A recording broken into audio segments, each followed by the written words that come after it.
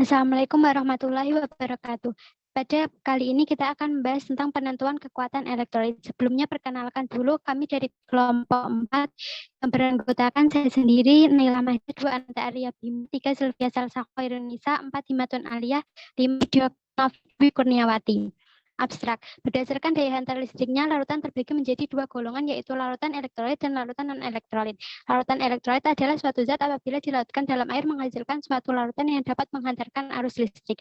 Daya hantar listrik larutan elektrolit bergantung pada jenis dan konsentrasinya. Beberapa larutan elektrolit dapat menghantarkan arus listrik dengan baik meskipun konsentrasinya lemah. Larutan ini disebut larutan elektrolit kuat. Listrik dapat mengalir karena adanya arus elektron yang melewati hambatan.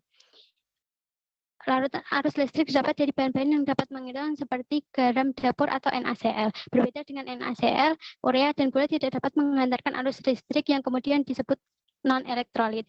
Kata kunci, daya hantar elektrolit arus listrik. Selanjutnya pendahuluan.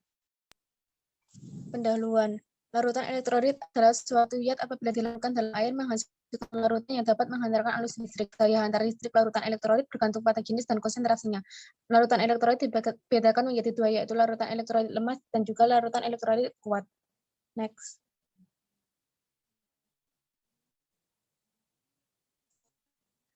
Yang kedua yaitu alat dan bahan. Pada data praktikum pertama, alat yang digunakan yaitu gelas beaker, labu ukur, pipet mor, pipet tetes, amperometer, batang pengaduk. Lalu bahan yang digunakan yaitu CH3COH, NH4OH, HCl, NaOH, NaCl, NaBr, NaIl, NaH4Cl, Aquates, minyak tanah. Lalu pada data praktikum kedua, alat yang digunakan hampir sama dengan tambahan power supply. Lalu bahan yang digunakan yaitu Aquates, larutan gula, larutan NaCl, larutan BaCl, larutan CH3COH, larutan CuS4. Pada data praktikum ketiga, alat yang digunakan hampir sama. Bahan yang digunakan yaitu surfaktan, larutan sukrosa, larutan NaCl 0,5 m, dan etanol 95%. Lalu yang ketiga yaitu metode. Pada metode percobaan, menentukan daya hantar listrik memasukkan minyak tanah pada gelas kimia 100 ml, mengukur daya hantar listrik dengan menyusun alat, menentukan sifat zat terhadap arus listrik, mengulangi dengan bahan-bahan yang lainnya. Kemudian pengaruh konsentrasi terhadap daya hantar listrik. Membuat larutan dengan volume yang sama dan konsentrasi yang bervariasi, mengukur daya hantar listrik mulai dari larutan paling encer, mencatat dan menentukan yang termasuk elektrolit kuat dan lemah. Perbedaan pada ketiga praktikum di atas hanya pada pengukuran pada tiap penambahan dan bahan yang digunakan. Selanjutnya yaitu pembahasan. Pada praktikum pertama, bertujuan untuk mengukur daya hantar listrik berbagai senyawa dan mempelajari pengaruh konsentrasi terhadap daya hantar listrik larutan terhadap larutan elektrolit. Pada grafik pertama, rata-rata daya hantar listrik akan semakin tinggi jika konsentrasinya semakin besar. Pada grafik kedua, perbandingan konektivitas antara senyawa halogen sebagai anion, diantaranya yaitu NaCl, NaBr, Nai, dan NH4Cl.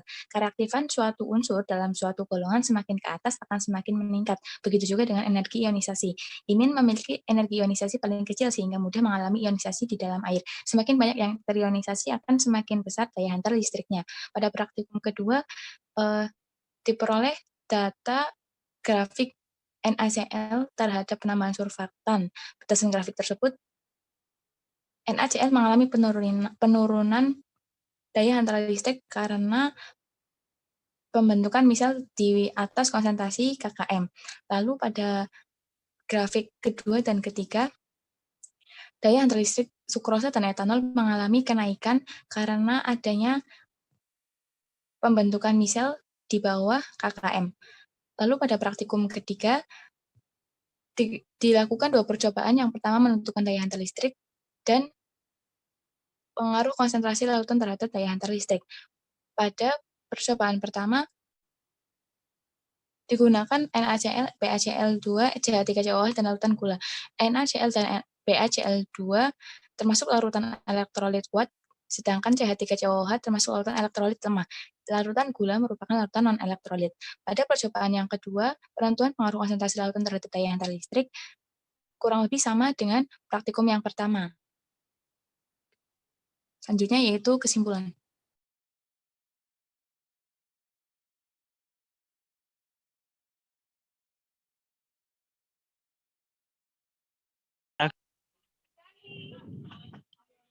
Kesimpulan, dari ketiga praktikum yang dilakukan dapat disimpulkan bahwa kereaktifan unsur dalam satu golongan akan semakin meningkat, semakin kecil energinya. Penambahan surfaktan pada larutan NaCl dapat mengakibatkan terbentuknya misel di atas KKM, sehingga daya hantar listriknya semakin menurun seiring bertambahnya konsentrasi. Sedangkan penambahan surfaktan pada larutan sukrosa dan etanol mengakibatkan terbentuknya misel di bawah KKM, sehingga daya hantar listriknya semakin meningkat.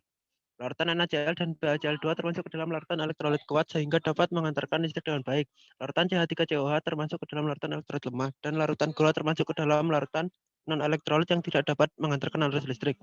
Semakin besar konsentrasi larutan elektrolit, maka akan semakin besar pula daya antar listriknya. Sekian presentasi dari kelompok kami. Kurang lebihnya mohon maaf. Assalamualaikum warahmatullahi wabarakatuh.